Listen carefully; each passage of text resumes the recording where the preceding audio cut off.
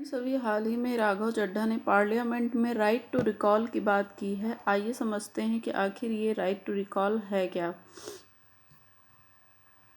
तो right to recall की बात की जाए तो ये एक तरीके का लोकतांत्रिक अधिकार है जो कि आप देखेंगे कि जिसके तहत मतदाता अपने चुने हुए प्रतिनिधि जैसे कि एमपी, एमएलए, मेयर, उनको उनका जब कार्यकाल पूर्ण होने से पहले ही उनको अपने पद से हटा सकते हैं अगर कोई भी उनके काम से संतुष्ट नहीं है उस कंडीशन में।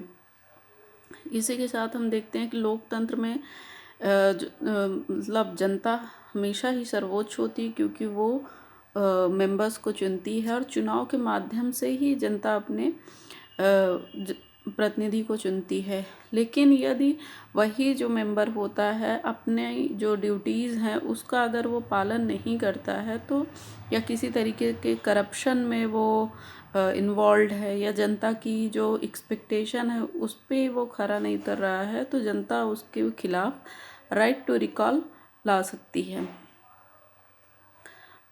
तो और इसकी जो मुख्य जवाबदेही है वो रहता है कि मुख्य उद्देश्य जवाबदेही मीन्स अकाउंटेबिलिटी का और जनता की समझदारी को मीन्स भागीदारी को बढ़ाना होता है। इसी के साथ बात किया जाए कि प्रोसेस क्या होता है इस चीज़ का, आइए अंडरस्टैंड करते हैं।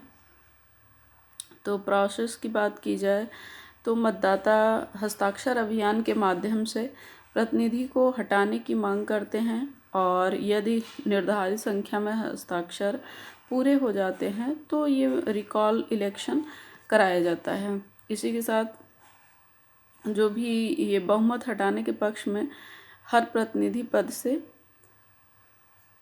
एज यू कैन सी हट जाता है। और वहीं पे भारत की बात की जाए तो भारत में जो एमपी हैं और एमएलए हैं उनके स्तर पर राइट टू रिकॉल वो नहीं लागू है और कुछ पंचायतों में स्थानीय स्तर पे इसका प्रावधान है बट संविधान में सीधे तौर पे इसमें कुछ भी शामिल नहीं किया गया है। लेकिन इस पर टाइम पे एक इशू क्रिएट होता रहता है कि आखिर ये चीज़ क्यों नहीं है हमारे यहाँ। और अंतर्राष्ट्रीय अगर एग्ज़ाम्पल की हम बात करें तो कुछ देश और राज्य में मतलब ये इम्प्लीमेंट होता दिखता है जैसे कि स्विट्ज़रलैंड में प्रत्यक्ष लोकतंत्र का जो भी एग्जाम्पल है स्विट्ज़रलैंड में, और यूनाइटेड स्टेट राज्य में गवर्नर और जो अन्य पद हैं उनके लिए ये रिकॉल का प्रावधान है। इसी के साथ हम देखेंगे कि इसके फ़ायदे और नुकसान क्या हैं। तो फ़ायदे की बात की जाए तो नेताओं की जो जवाबदेही है वो बढ़ जाती है और भ्रष्टाचार पर अंकुश लगता है और जनता को अधिक से अधिक पावर मिलती है। और नुकसान की बात की जाए तो राजनीतिक जो अस्थिरता है, इंस्टेबिलिटी है, वो बढ़ जाती है और बार बार चुनावी जो इकोनॉमिकल बर्डन होती है वो बढ़ जाती है और जो अपोजिशन पार्टी वाले होते हैं इसका मिसयूज कर सकते हैं। इसी के साथ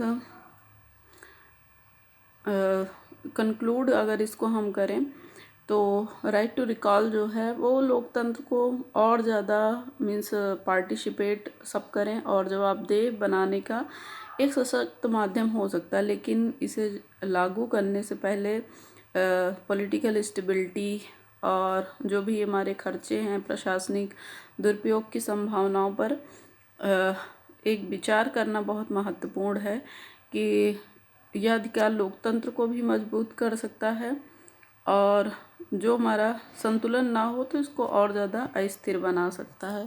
so thank you very much. अगर आपको वीडियो अच्छा लगा तो प्लीज़ सब्सक्राइब कर लें।